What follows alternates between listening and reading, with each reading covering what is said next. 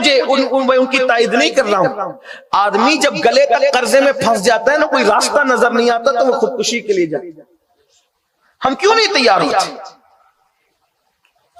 بلکہ ہمارے مذہب کی تعلیم یہ اللہ کے رسول علیہ السلام نے فرمایا صدقہ دینے سے افضل قرضہ دینا ہے. قرضہ اس لیے کہ صدقہ مانگنے والے مانگتے ہی رہتے ہیں. آدمی قرض اس وقت مانگتا ہے جب انتہائی اس کو مصیبت کا وقت آ جاتا ہے.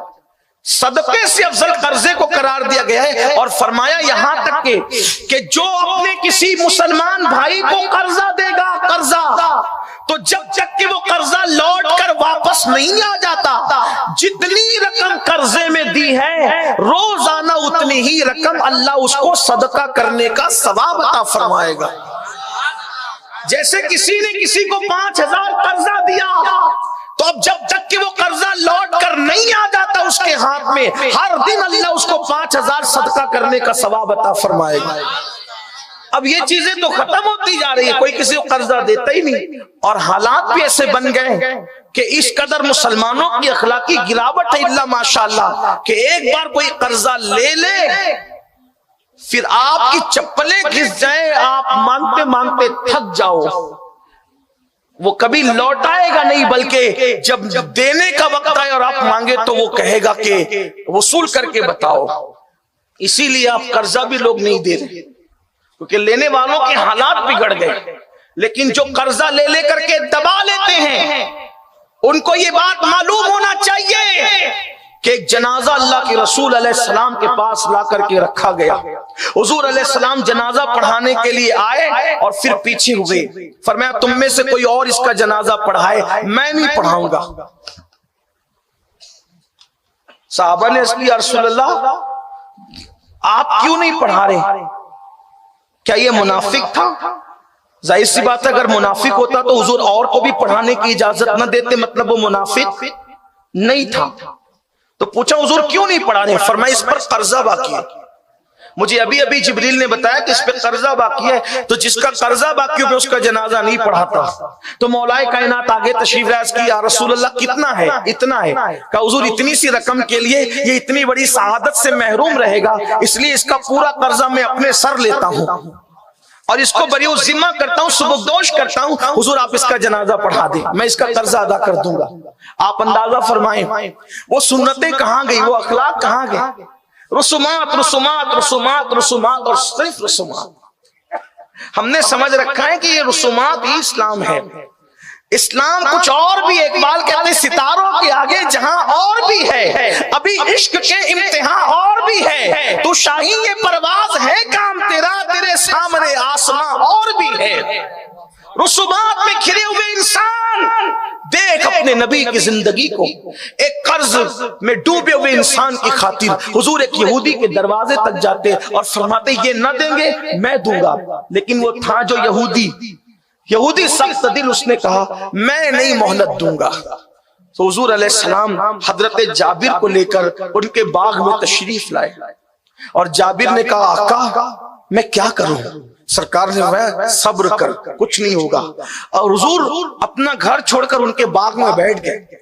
اس کی آقا دیکھے اتنا کم مال ہے, اگر یہ سب توڑ بھی دیا جائے, حالانکہ آج کی تاریخ میں یہ توڑا بھی نہیں جا سکتا, اگر توڑ بھی دیا جائے تو بھی اس کا ادا نہیں ہوگا. حضور علیہ السلام نے ان کے ایک اوٹا تھا, اوٹا درخت کے نیچے حضور سو گئے, کیلولا فرمایا. جابر کہتے ہیں حضور سو رہے تھے, میں چہرہ دیکھ رہا تھا.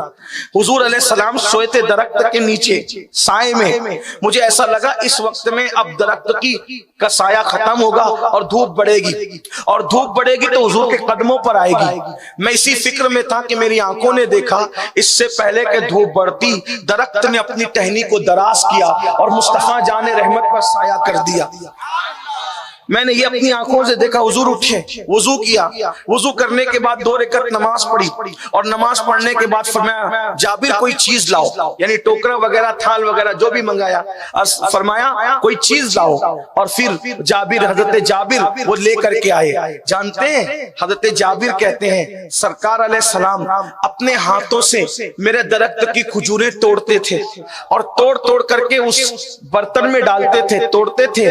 آپ سے پوچھتا ہوں انسان اگر آج محلے کا کارپوریٹر بن جائے تو اس کو بھی اتنا وقت نہیں ہے، اور یہ سید العالمین قائد المرسلین طٰہٰ و یاسین جس کی اداؤں پر قرآن آئے، اگر زلفیں چہرے پر آئے تو واللیل گنگنایا جائے، زلفیں سنور کر کے سر پر چلی جائے تو والدعا نازل کی جائے، اگر چلے تو خاکے قرآن خاکے گزر کی قسم قرآن یاد کرتا ہوا نظر آئے، کھائی قرآن خاکے گزر کی قسم اس کفے پاک کی حرمت میں لاکھوں سلام، حتیٰ کہ اگر غصے میں آ کر کے کنکر اٹھا کر کے پھینکے تو وما رمیتا اذ رمیتا ولکن اللہ رما کا نزول ہو جائے، اللہ اکبر اگر کھڑے ہو جائے اور پیر پر ورم آ جائے تو طٰہٰ ما انزلنا علیک القرآن لتشقی نازل ہو جائے، اگر فکر مند ہو جائے اللہ اکبر فکر مند ہو کر کے سوچے اللہ کی یہ نزول قرآن کے بعد میری امت قرآن کے ساتھ کیا کرے گی، تو انا نحن نزلنا الذکر و انا لہ لحافظون کا نزول ہو جائے،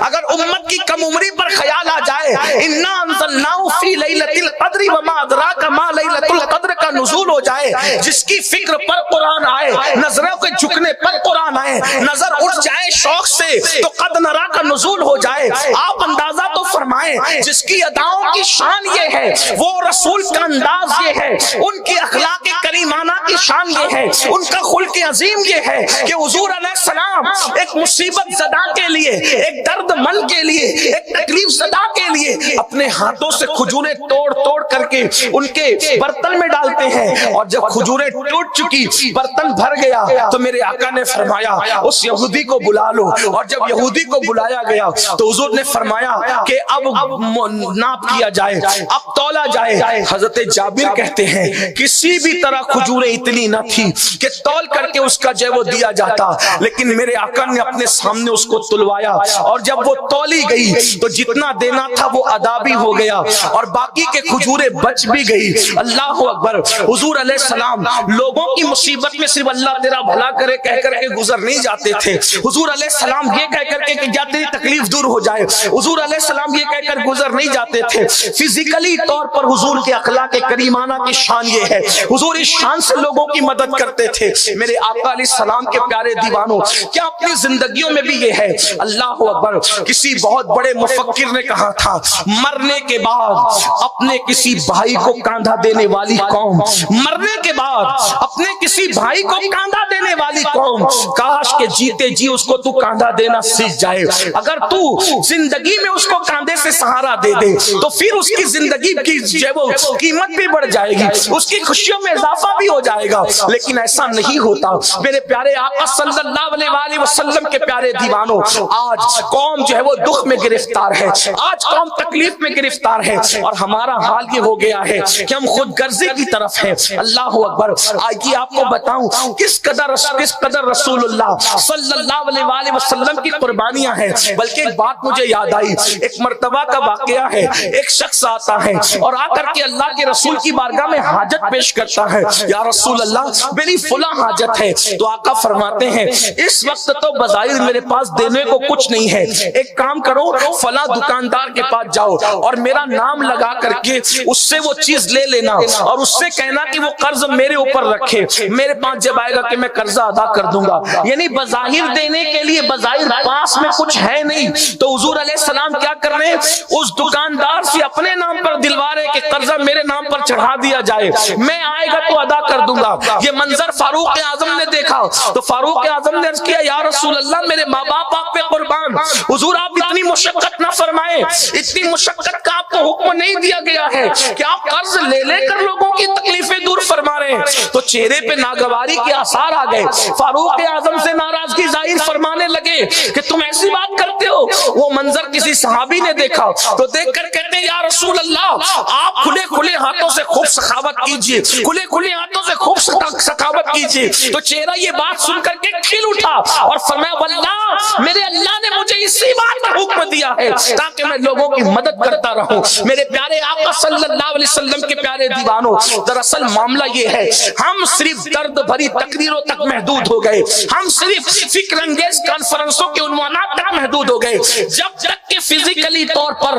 ہم قوم کی مدد کے لیے آگے نہیں بڑھیں گے یہ خوبصورت ٹائٹل قوم کے مسائل کا حل نہیں ہو سکتا۔ اللہ اکبر، قوم کی بیٹیاں 35 سال تک کے گھروں میں بیٹھی ہوئی ہے اور ہم ان کی شادیوں کی فکر نہ کریں گے تو آخر ہوگا کیا؟ میں یہ نہیں کہتا کہ وہ جو کر رہی ہے سچ کر رہی ہے، اللہ اکبر، جو قوم کے نوجوان نشے اور شراب اور جوے میں ڈوب چکے ہیں ہم جا کر کے ان کو سمجھائیں گے نہیں، ان کی کونسلنگ نہیں کریں گے تو آخر مجھے بتائیں قوم کا حل کیا ہے، قوم کا مستقبل کیا ہے؟